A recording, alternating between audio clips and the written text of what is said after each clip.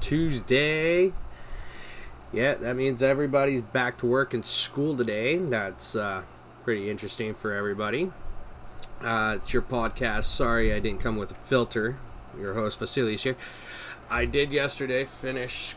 I got my tattoo, as y'all can see. It was on yesterday with the show, and I was talking about it. I got it done yesterday. It didn't hurt. I don't feel any itch, no nothing.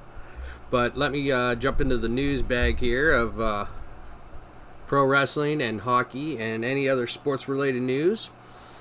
As I've heard today, I've heard from multiple sources on the radio, podcasts, even on the internet, Instagram. It sounds like Vancouver and Petey and Hughes, especially Hughes, sounds like from Rick Dollywall, that it's an $8 million deal on long term. That's okay. I'm pretty sure it's probably back end loaded, like I've been talking about in the past year. Petey is a different category there. There is a lot of hearsay on that right now. They haven't talked to him in about 3.5 weeks, so basically all of August they haven't really talked to the agent. And I've been hitting on this for a long time that both Petey and Hughes are signed to CAA, and their representatives are Pat Biswan and JP Barry, and both of them have a lot of players on their clientele list, their client list. So I fully understand that everybody here in the Canuck land, in Canuck Nation, is pretty upset that we haven't got the deals done. Well, you know what? It takes time. And I even heard today, Travis Green says it's a process. And, trying to get everything underwhelming way of what it is, it's a lot of stress. It's stressful. It's, the Canucks are always been known to do this. Out of all the teams, really, it's Vancouver's, out of all 31, I'm not going to include Seattle because it's their beginning year this year. They are literally dead last kind of team, do the deals at very last minute, 11th hour, and so on and so forth. But I don't see anything coming out. Like, I'm watching right now the hockey guy. This guy's pretty good too. He's really, really, really good at his knowledge. He's been on Steve Dangle's podcast and YouTube show there, and Top Shelf Hockey is really another one I use a lot of. I do use sometimes 31 Thoughts. Hear out Elliot Friedman. I follow Elliot Friedman on on Twitter and Instagram. I understand where everybody is. I know there's a lot of key free agent players still out there. It's a gamble. It's flat cap era, flat cap world right now.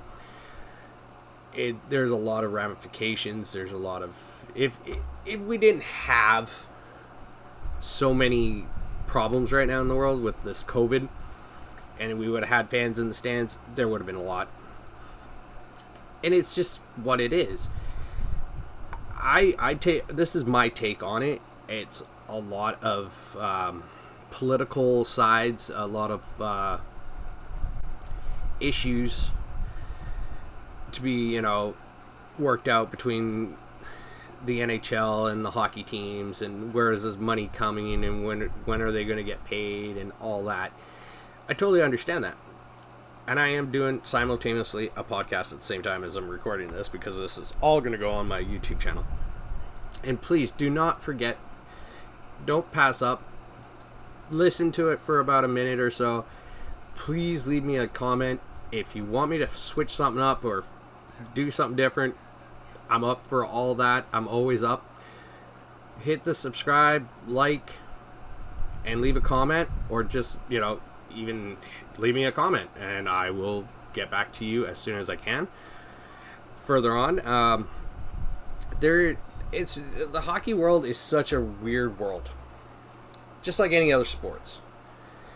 And to tell you the honest truth, with the way the world is, it's the money, it's the pandemic, and fans have to be very patient. It's a business. It's always a business. Everything has its time, place, and narrative of coming into form. Like, you take basketball, everybody's like, oh, well, these guys got paid so much money in basketball and blah, blah, blah, blah, blah. Sorry, I gotta take a drink here. And that's great. Yeah, they get paid. They get paid a lot of money. And some people say, oh, why are they holding out? Why are they sitting out of camp? And da, da, da, da. Well, they're human too. They got bills. They got money. They got, they need money to pay their bills and feed their families and pay for cars and schooling and all that for their kids. Their kids go to school. They don't just go to private schools. They go to public schools too. So it is a lot. And, the financials are a difficulty. And I will keep specifying this on this podcast. The financials are a problem. A lot of people don't understand that. I don't think they understand, like hardcore fans say, I'm a hockey fan, I'm this, I'm that. If you're a hockey fan or you're a sports team fan, you have to understand there's a lot of issues going on. Especially in the background. We don't know the specifics. We're not in the offices. Anybody who's reporting all this stuff, like me or the hockey guy or the top shelf or anything else, we're just getting our sources from what we read and what we see. I'm a business owner, and I understand. I see what's coming in, but a lot of people don't understand what's going out. This is the thing. What's coming in, what's going out are two different things. I could say, oh, I made $10,000 today at my business, and boom, $15,000 is going to go out. Even though I have, say $20,000, $15,000 of it from that $10,000, with that addition of $10,000, it's going out. So I'm left again with $5,000. That's how it is in the sports world, especially in the hockey world. In the Canuck world, yeah, we've signed a lot of crappy contracts. We dealt 3 horrible contracts out. Yes, we picked up one giant one, but again, one giant one doesn't equivalent to the 3 that we shipped out this year. And yeah, it's what it is. So moving on, I see Jake Virtanen. He's heading over to the KHL. That's great. Maybe I believe the guy's probably innocent, and it was probably a chick that didn't want to work, and she's probably looking for some money right now. And it's sad. This guy, he had a lot of potential. He could have, I'm just reading here on the National Post. He had a lot of potential, and I don't think he was. I was always the one that said he needed just a swift kick in the ass, and that's how I am. I'll boldly say it. The kid has potential. He's got potential to be a top line player. Sometimes you need to kick the kid in the ass and give his head a shake and say, oh, well, I shouldn't be doing what I'm doing. But, he is. And you're young. He's young. He's a multimillionaire. He's, stuff happens. But this kind of case, this is the worst thing to do to somebody who is a professional athlete. And if the charges, as I've been told, are falsely exaggerated, then, shame on the person who did it, because honestly, you didn't just ruin one person's career, you're ruining your own life, and it's sad. But again, this guy's getting another shot at a pro hockey league in Russia, which I hope he does very well. I hear it's a 1 or 2 year deal, and I hope he, wakes up and gives his head that shake, and the coach over there gives him a nice swift kick in the ass with a Siberian cold ass boot, and push him to be the potential he is. On another note, I did see the media scrum on All Elite Wrestling after the All Out pay-per-view. Daniel Bryan was very, very sympathetic towards going to AEW and leaving WWE. He understands, he has a legacy in WWE. But again, I think Vince also understands that he went just to prove to everybody that he can still do this, and he is the best at what he does. And I know he's the best. Like, everybody says he's the best, and he is the best. That's why he's called the American Dragon, Bryan Danielson. And you got CM Punk, who's undoubtedly another best in the world. You have Adam Cole over there. Ruby Riott, Ruby Soho. It was, I heard hers. It was really emotional. She made a lot of friends in the WWE. She made a lot of lifetime friends. And it was hard for her to swallow because it was her dream to be part of the WWE. And hey, she did also say that she did get to live her goal. She got to live her dream. She got to go work at the place that she wanted to work for. And that's great. Like, there's no hard feelings. And they all understand that there's this situation we're going on. Like, back in the hockey, what I was talking about. Again, the situation. I started thinking earlier this year that when Vince started releasing people, that it was like he's going to sell the company. Maybe. Or when he came out and said, I probably have lost touch with the common person, the common fan, the pro wrestling fan.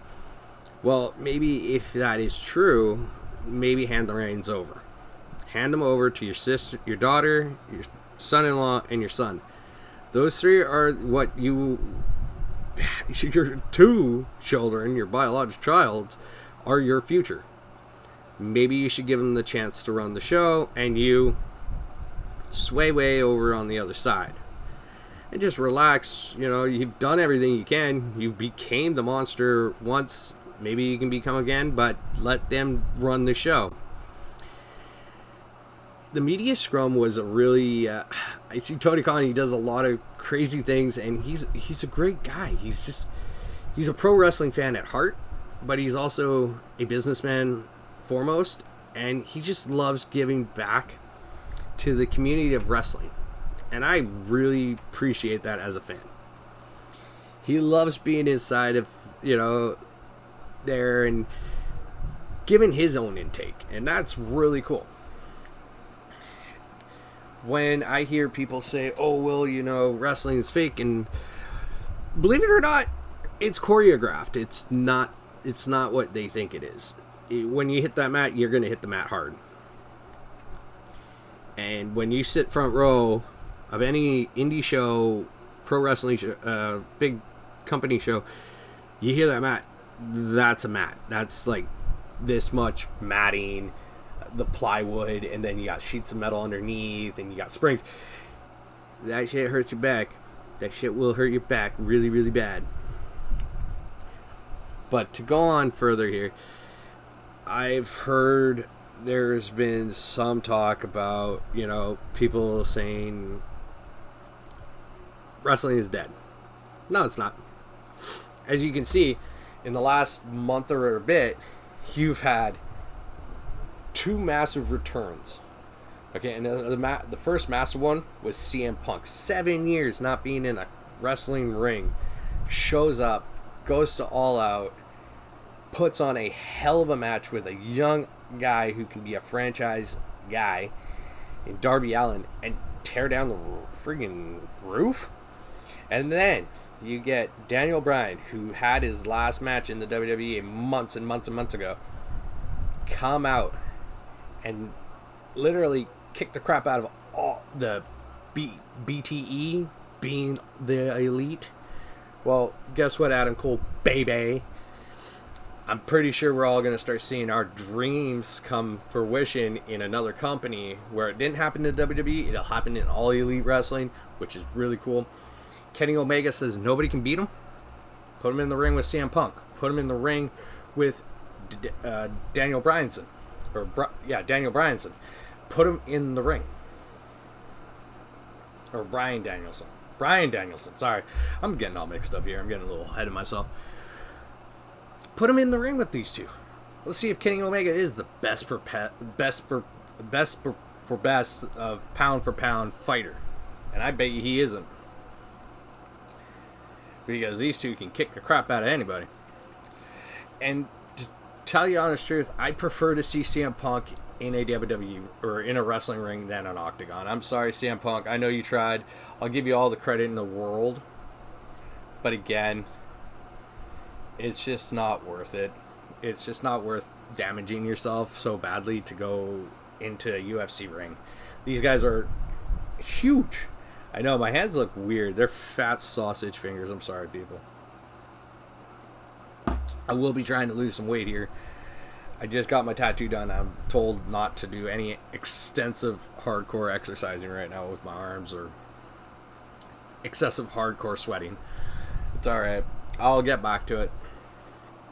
But it's just what it's what it is. Side note, I'm still watching Top Shelf Hockey. He was just talking about PK Subban possibly getting traded, if not getting traded, but I've heard that rumor almost for the last few months, if not longer. If Toronto goes and try, it's really like Toronto's rumored to pick him up. Thing is, it's not going to happen. I don't see it's happening because Toronto doesn't have enough money. I don't think they have enough assets to even try to pick up Subban, and you know, New Jersey has to take at least half, if not three-quarters of his salary, because that's a massive salary. But I think it's 1 year, so who knows? But that's all right. And more news here. I will probably have more things going on. I will have merchandise coming up, and you probably can find that on my Instagram. I will throw it up here when I get some. It'll probably be beginning of next year, mid next year. I'll have some stuff. Later this year, I'll probably pick up a few items, show them off, and yeah, I'll have some merch up. And it's for men and women for now, till I can grow more and more. And yeah, it's just what it is.